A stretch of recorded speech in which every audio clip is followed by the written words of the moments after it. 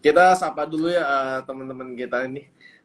Selamat siang Bapak Ibu semuanya, teman-teman dari Henam Sekuritas. Kembali lagi kita di topik seperti biasanya kita bisa tanya-tanya dengan investment advisor dari Henam Sekuritas. Nah, hari ini ditemani kembali bersama Ko Adrianus ya, Ko. Halo, Ko. Halo semuanya, Sehat, welcome Ko? back.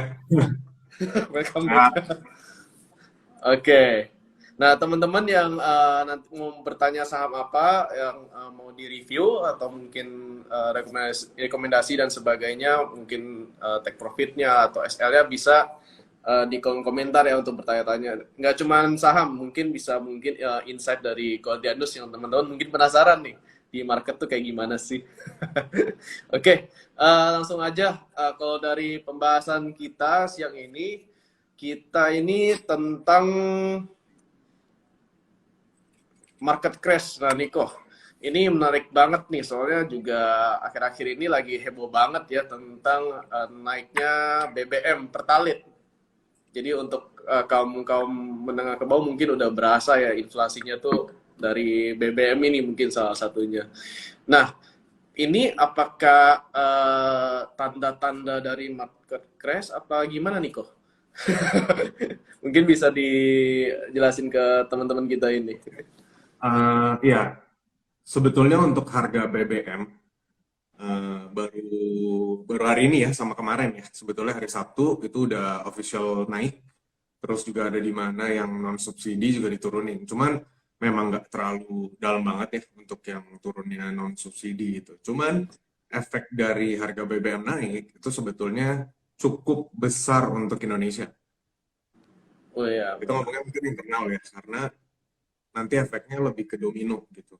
Dalam arti kalau ngomong untuk time frame itu di Q2 memang kemarin hasil CPI-nya dan ada PMI untuk Indonesia masih bagus gitu. Dan growth GDP-nya juga masih oke. Indonesia bisa dibilang pertumbuhannya masih oke gitu dibanding negara lain. Malah kalau dibandingin sama US mungkin udah jauh ya gitu. Kita masih bertumbuhnya dengan bagus gitu. Cuman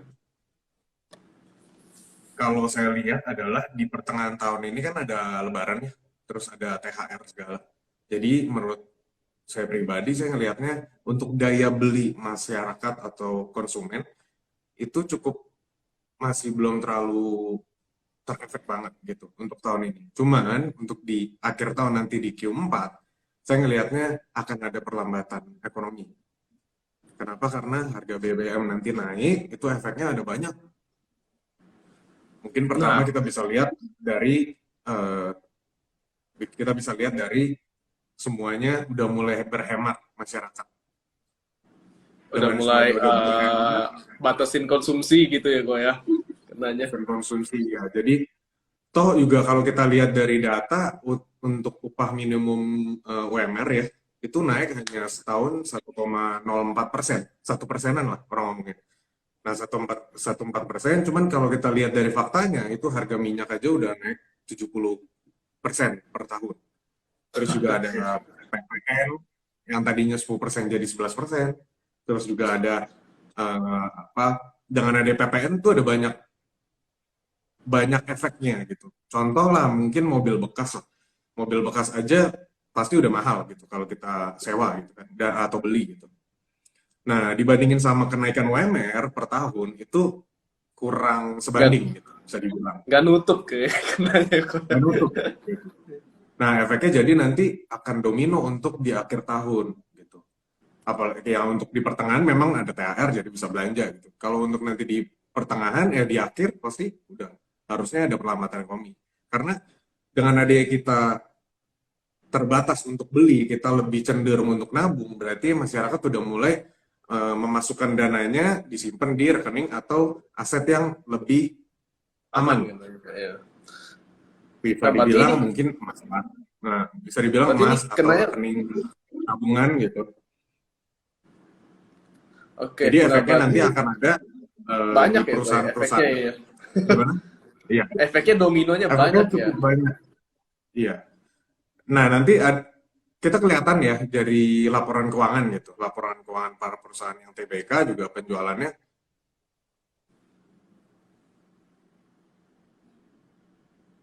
Sorry kok? dapat online nih. Oh, aman, aman, Ya, aman. efeknya nanti ke laporan keuangan perusahaan di Indonesia gitu. Biasanya pada penurunan gitu. Dan dari situ kita para investor juga sudah menganalisa dan kita udah pasti prediksi ya untuk Indonesia sendiri. Hanya bisa dibilang ada orang berbilang juga mungkin ditunda dulu gitu untuk perlambatan ekonomi di Indonesia. Gitu. Jadi bisa dibilang untuk Q4-nya kurang bagus nanti untuk di Indonesia ya. Kalau misalnya harga BBM naik, terus ada beberapa fakta atau kita bisa dibilang kan kita udah nonton nih kayak Jokowi kemarin ngobrol tentang berbicara di pidato tentang winter is coming. Iya. Winter is coming itu banyak artinya gitu. Banyak artinya dalam arti yang kita udah lakuin itu di secara global kita mulai dari inflasi US itu udah bisa dibilang mencapai tertingginya, titik tertingginya selama 40 tahun terakhir. Terus juga ada Rusia sama Ukraina perang sampai sekarang. Karena Rusia juga kita udah tahu, banyaklah teman-teman juga di sini udah ada yang tahu juga, maksudnya Rusia kenapa sih tetap membiarkan perangnya berlanjut terus gitu? Karena dia bakalan mencetak uang lebih banyak dibanding tidak perang sama sekali. Karena Rusia adalah negara produksi salah satu yang terbesar di minyak. Gitu. Terus juga ada COVID yang berjalan. Kita kalau itu nggak berasa ya udah 3 tahun COVID itu sampai sekarang masih ada. Gitu. Masih banyak Terus juga, iya, spesies lainnya kayak kok ya. ya banyak variatifnya juga variasinya. Terus juga ada kita ngomong juga negara ekonomi yang terbesar juga salah satunya China. China itu dari 1 tahun yang lalu itu kita udah cukup ada berita juga kita baca, ada juga ada krisis properti. Dimulai dari namanya Evergrande Group. Di situ ada krisis properti. Itu udah mulai dari 1 tahun yang lalu sebetulnya. Terus juga kemarin Shanghai lockdown gara-gara COVID. Nah, jadi ada banyak. Oh iya, jangan lupa Sri Lanka. Sri Lanka juga gagal bayar utang kan kemarin, bankrupt. Iya bener sih. Nah, tapi gini kok, kalau misalkan kayak gitu, kita mengarah kepada Q4 winter ya, sebenarnya kayak biasanya pas winter itu komoditi itu naik, kalau nggak salah ya kok ya, kayak batu bara gitu loh. Iya nggak sih kok sebenarnya. Nah, sedangkan di pasar kita ini salah satu sektor yang dominan ya di batu bara sebenarnya. Nah, itu bakal ngaruh juga nggak sih kok untuk kenaikan IHSG ini kira-kira ya? Apalagi dengan Um, inflasi yang sekarang, pasti kan kemungkinan besar suku bunga juga mungkin ada potensi naik lagi dan sebenarnya secara tidak langsung good buat banking gitu kan. Nah, pandangannya gimana tuh kayak gitu kok? Pertama kita ngelihat dari garis besar ya. Untuk IISG itu perusahaan, oh sorry, saham yang market cap-nya besar itu rata-rata di big banks, di perbankan, BRI, BCA, BTN, BNI. Ya, itu udah cukup besar semua. Dan kita ngelihat kalau misalnya harga BBM ini naik seperti ini, nanti efeknya akan ke bisnis prosesnya perbankan. Karena dengan adanya semua bakal naik kayak transportasi itu semuanya cost-nya juga akan naik terus untuk harga pangan itu juga akan naik karena cost-nya sendiri naik pasti harga pangannya juga naik. Nah efeknya apa? Apa banyak bisnis yang agak kesusahan untuk cost-nya padahal udah pada naik semua. Nah jadi untuk perbankan bank-bank yang ada di Indonesia itu agak susah untuk menjual kreditnya, bisa dibilang kayak Pinjamannya gitu. ya, bener-bener sih. Nah, istilahnya margin profitnya akan tergerus kalau untuk di perbankan. Jadi kalau bisa dibilang harga BBM ini naik, yang akan diuntungkan sektor sahamnya apa? Kemungkinan kita bisa lihat ya tetap di energi ya, tetap di sektor energi. Yang akan dirugikan mungkin kita bisa lihat transportasi udah pasti. Terus di perbankan otomatis gitu. Nah, dengan kondisi begini dan efeknya tuh berbagai macam lah, domino ya kok ya. Nah, kira-kira di bulan-bulan September sekarang ini nih, ini kita apa yang bisa kita lakukan nih kok di saham ini kok? Apakah kita lebih baik wait and see atau memang ada sektor yang menarik nih untuk kita koleksi sebenarnya? Kalau untuk koleksi saham di waktu market crash ya harusnya udah pasti ada ya. Kita kita pasti ada saham yang pasti akan naik dengan sendirinya gitu. Bisa dibilang kita orang ngomongnya Lagarde ya.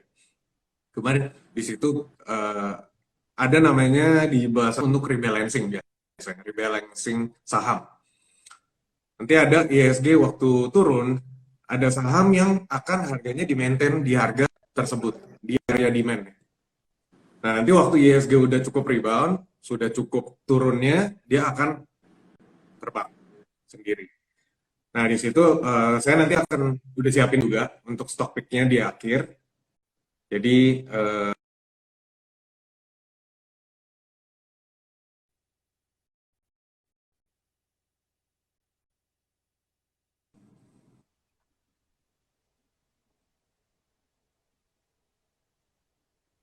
Sebentar kok, agak putus-putus nih.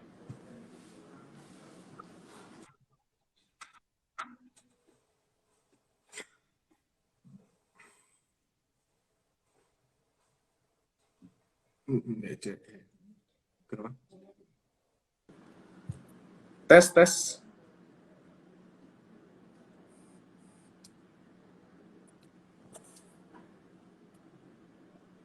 Halo, Steven. Udah online? Bentar, bentar, bentar. Masih masih nge-lag nih. Sorry ya teman-teman ya. Ya, Teman-teman sorry AMAX banget nih ya, teman-teman sahabat nih ya. investor.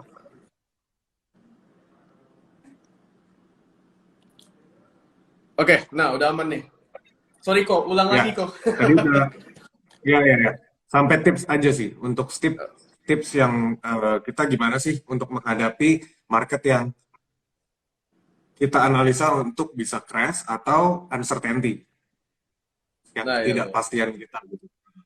Nah, untuk tipsnya itu yang pertama pasti rebalancing portofolio. Jadi kita punya porto di saham, eh, kita udah harus bidik apa saham yang kita perlu untuk keep, apa saham yang kita perlu jual. Gitu. Kalau untuk saya pribadi, pasti keep untuk energi. Sektor energi itu Energi. ya cuman ada timingnya ya. Maksudnya kayak batu bara untuk sekarang ya lagi naik begini ya kita jangan beli dulu, tunggu dia turun. Pasti ada turunnya kok gitu.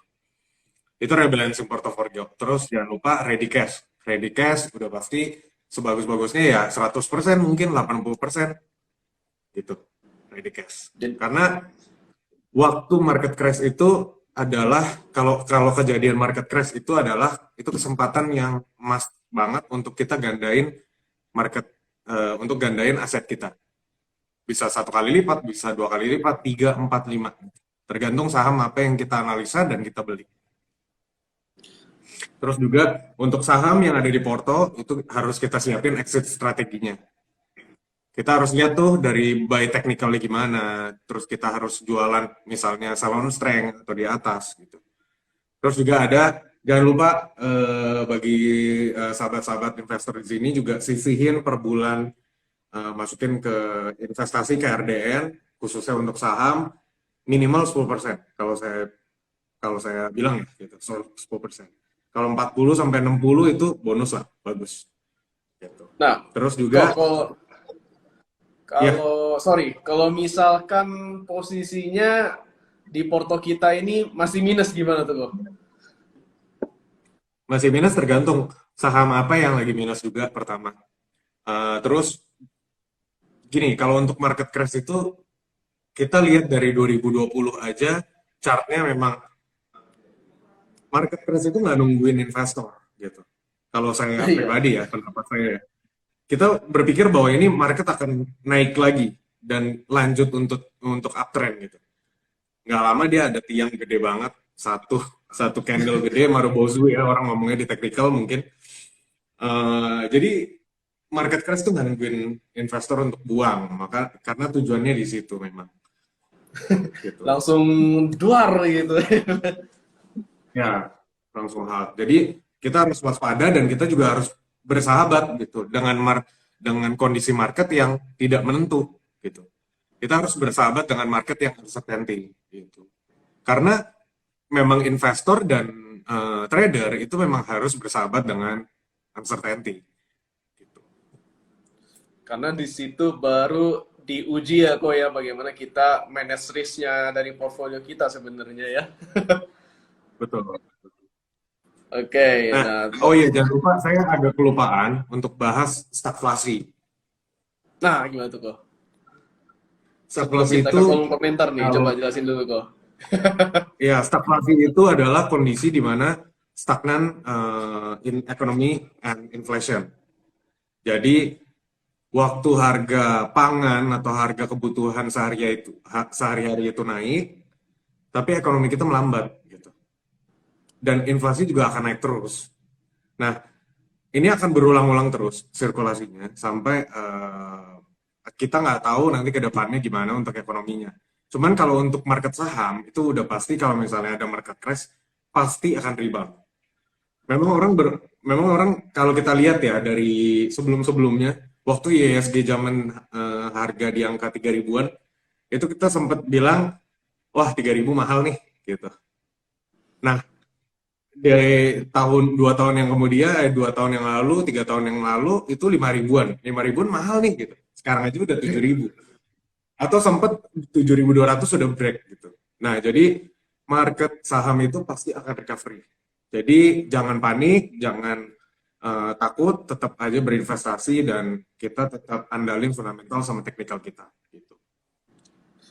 Berarti kenanya jangan panik, terus kita mulai sedini mungkin ya kok ya.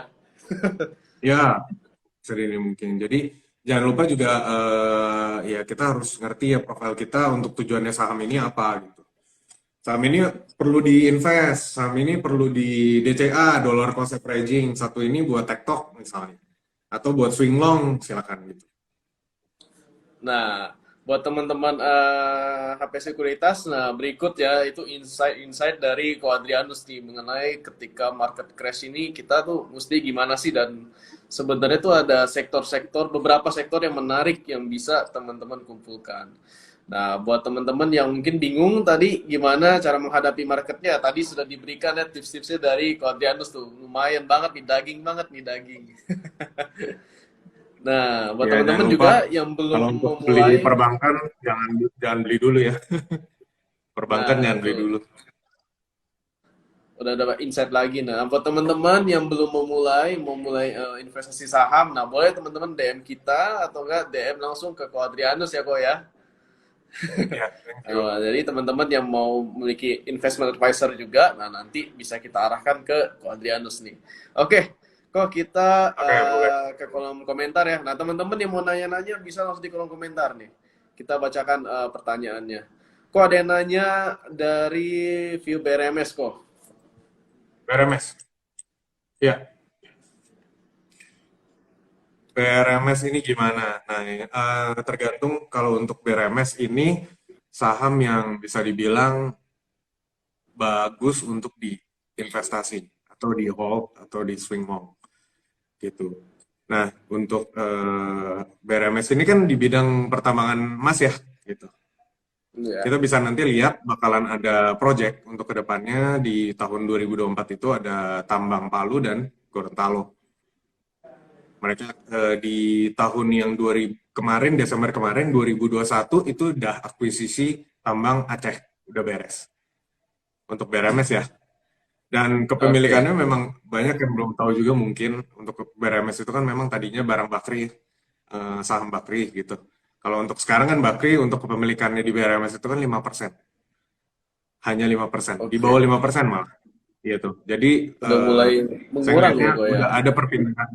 Iya, saya ngelihatnya udah ada perpindahan kepemilikan. Gitu. Ada PSB baru lah, pemegang saham baru gitu. Mengendali baru. Nah, untuk kedepannya harusnya cukup oke.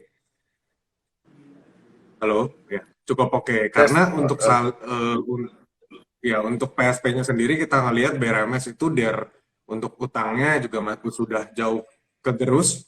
Jadi utangnya bisa dibilang udah cukup bersih lah.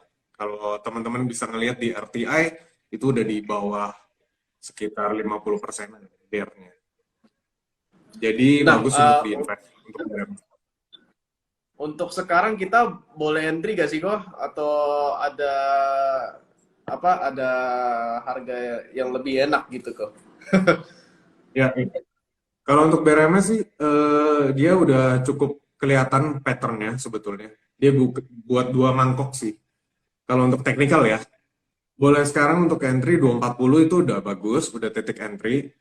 Dan ada beberapa titik ya. Untuk 240 pertama, terus juga ada di 226, 226, dan juga ada 200 dan 186. Nah, oke buat ibu siapa tadi? Lupa. Nah, itu Ibu Herlina view ya. BRMS dari Quadrianus ya. Ya. Oke, Nah, ke untuk pertanyaan ya selanjutnya kok. BRMS titik entry-nya itu. Kok jika melihat histori ke belakang, IHSG di bulan September, Oktober cenderung melemah. Keep sektor energi, apakah memang ini fully fundamental dan apakah tidak sebaiknya start belanja di tengah Oktober? Gimana nih kok? Ya, kalau untuk kita ngelihat dari historical itu biasanya untuk reksadana saham atau di kinerja saham atau ISG itu biasanya di September selalu merah ya. Agustus dan September biasanya selalu merah untuk overall gitu ya. Eh, untuk kedepannya kita belum ada yang tahu untuk market crash itu terjadi atau enggak. Cuman kalau untuk kita mulai beli untuk sektor energi itu fully fundamental, ya pertama terutama untuk fundamental ya, karena harga komoditas untuk kedepannya masih naik harusnya. Dan juga teknikalnya juga kita harus lihatnya juga cukup oke untuk harganya. Dan juga untuk start belanja Oktober, hmm, harusnya sekitar itu ya. Karena di September ini memang harus benar-benar ekstra hati-hati kalau saya ngelihat ya gitu. Karena ada banyak data juga setiap bulannya kan pasti ada CPI, ada PMI, ada Caixin Manufacturing, terus ada Powell the Fed ya nanti akan naikin inflasi atau enggak, naikin suku bunga atau enggak gitu. Nah untuk ya cuman untuk overall jangan belanja semuanya, jadi masuk cicil-cicil dulu aja, masuk 40% cash, 20% cash, oke. Oke, nah itu berikut Pak Vincent ya dari jawaban dari Quadrianus. Nah, sembari kita nunggu pertanyaan lain kok nih, aku agak penasaran nih kok. Nah, kira-kira kalau di saat-saat seperti ini kok, kan tadi dibilang mungkin big banks agak dijauhin dulu ya. Nah, apakah saham-saham seperti second liner atau enggak saham-saham third liner yang gorengan ini jadi menarik kok untuk trading kok? Udah pasti sih harusnya ya, karena big fund itu pasti ada dia nggak dia dia nggak betah untuk apa ya bisa dibilang untuk nggak ada mainan bisa dibilang. Jadi untuk second liner sama third liner bisa jadi tujuan mereka. Dan juga dananya ini mau kemana gitu ya. Kalau untuk foreign sih memang bisa langsung kabur untuk balik ke kandang ya ke US gitu. Cuman pasti ada yang akan disisihkan dan itu akan tetap ada di market kita. Gitu. Kalau untuk second liner, eh, saya sih ada siapin stok pick untuk ke depannya, untuk akhir tahun ya bisa dibilang. Itu ada MDKA. Bentar, bentar, sabar kok, sabar. Jangan di-spill dulu kok. Untuk stock pick. Ntar Oh, agak di belakang aja. oh terakhir ya. Oke oke. Agak Oke. belakang aja. Nah, Mm-mm. ini menarik nih kok. Berarti kan second liner dan third liner ini bisa jadi pilihan kita ya untuk tetap bertransaksi di pasar saham kurang lebih. Oke, kita balik lagi ke pertanyaan di komen kok. Ada yang nanya ADMR kok. ADMR.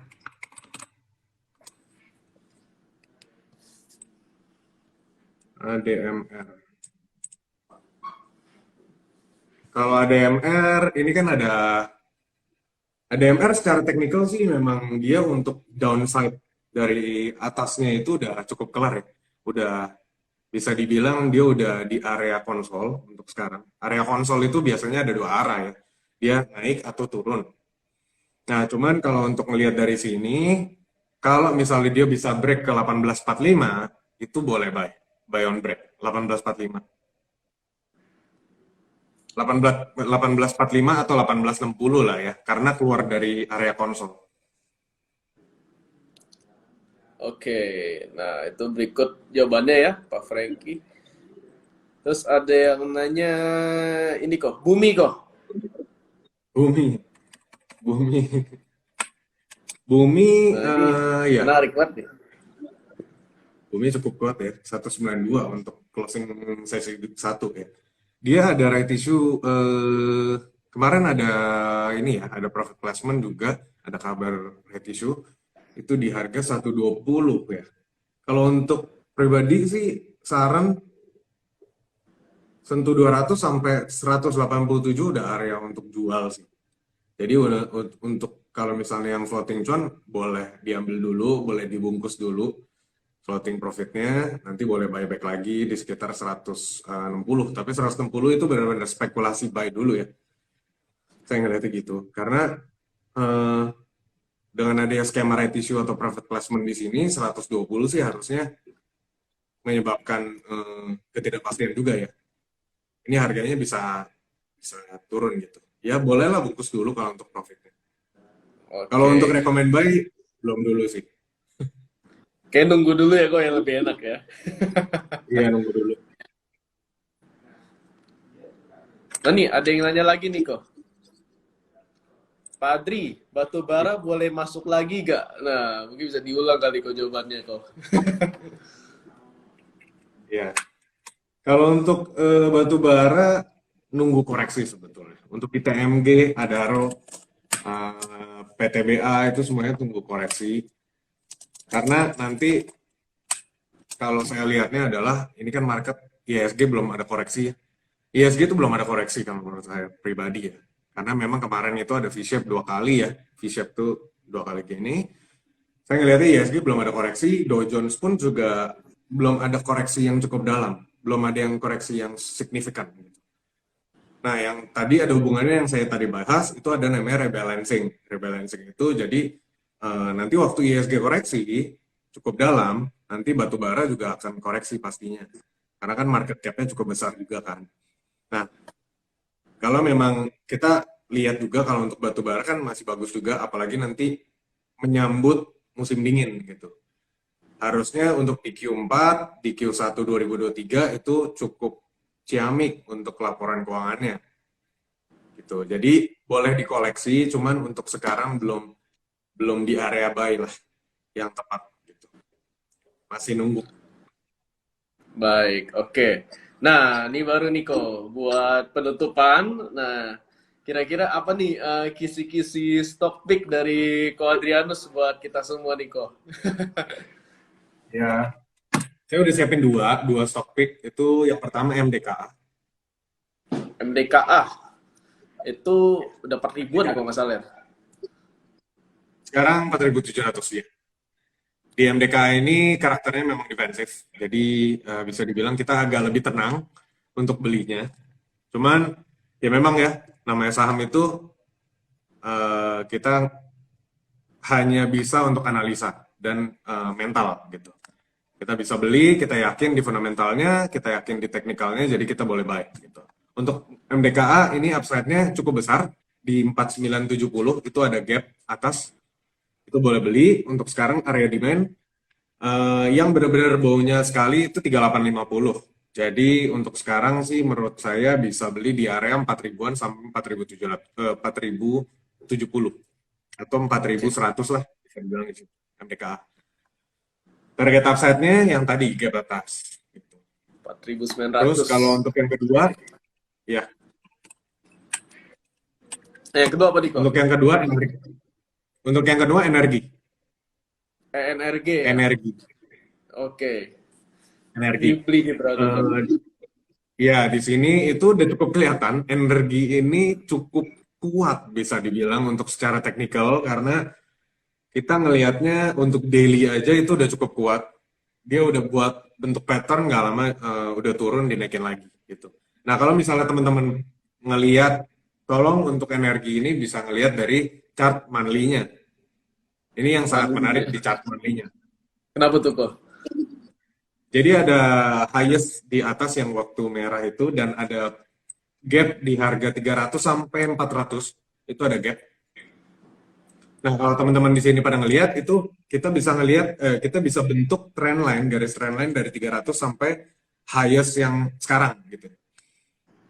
Eh, highest yang sekarang. Nah, teman-teman kalau bisa udah tarik trend line-nya itu kuncinya di 264, 260.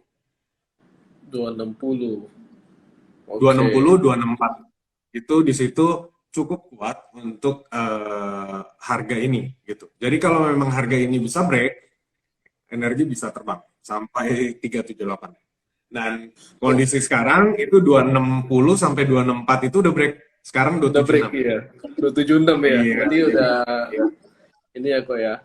Nah, kira-kira SL-nya di berapa nih kok untuk Kalau energi untuk ini? energi di sini kan untuk entry buy-nya mungkin bagi teman-teman yang belum beli, saya bisa rekomendasiin untuk energi ini bisa beli di 272 sampai sorry ya, di 266 lah ya. Kalau misalnya harganya bisa dapat shadow boleh shadow atau buntut bawah 266 sampai 27 280 boleh 280.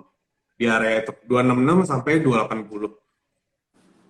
Nah, untuk stop loss-nya itu kalau teman-teman bisa parallel channel-nya juga bisa dibuat di situ kalau misalnya break 26 sorry under 260 itu udah boleh stop loss. Oke, siap. Oke, sudah ada call ya dari Quadrianus, itu MDKA dan NRG. Nah, tadi sempat dibahas tentang parallel channel dan trendline nih, apa nih? Mungkin lain waktu kita bisa bikin sesuatu ya kok ya, bisa dijelasin kali. Apa Oh iya, sih itu trendline, apa sih itu parallel iya. channel? Itu follow Oke. technical dan kebetulan saya pribadi juga ada PDF yang saya udah siapin, bukan udah siapin ya, saya udah bikin sendiri untuk teknikalnya.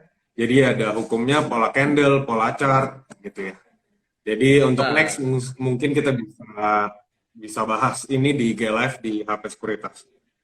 oke, nanti mungkin kita lihat ya enaknya pakai apa nih kita nih untuk teman-teman yang mau nanti mungkin bisa kita buat. Oke, thank you Ko Adrianus atas insight-nya hari ini tentang bagaimana sih kita menangani market crash. Dan tadi buat teman-teman semua sudah ada juga stock pick ya buat teman-teman semua. Nah ini mantep banget nih. Thank you Ko Adrianus atas waktunya. Thank Thank you you juga Steven, juga thank you juga teman-teman sahabat investor HP Sekuritas. apa sekuritas. Siap. Terima kasih semuanya. Sampai Kita jumpa tutup ya kok lagi. ya. Sampai jumpa lagi Iya, di di topik berikutnya yang mungkin nanti kita bisa bareng Quadrianus lagi ya. Nah, buat teman-teman thank you. yang mungkin mau untuk mulai investasi saham atau trading saham nanti bisa DM kita aja atau enggak DM Quadrianus nanti kita langsung bisa sampaikan ke Quadrianus ya kok ya. Iya, thank you. Siap. Thank you juga Steven. Thank you semuanya. Thank you Quadrianus sekali lagi. Kita tutup ya Selamat kok ya. siang. Selamat siang.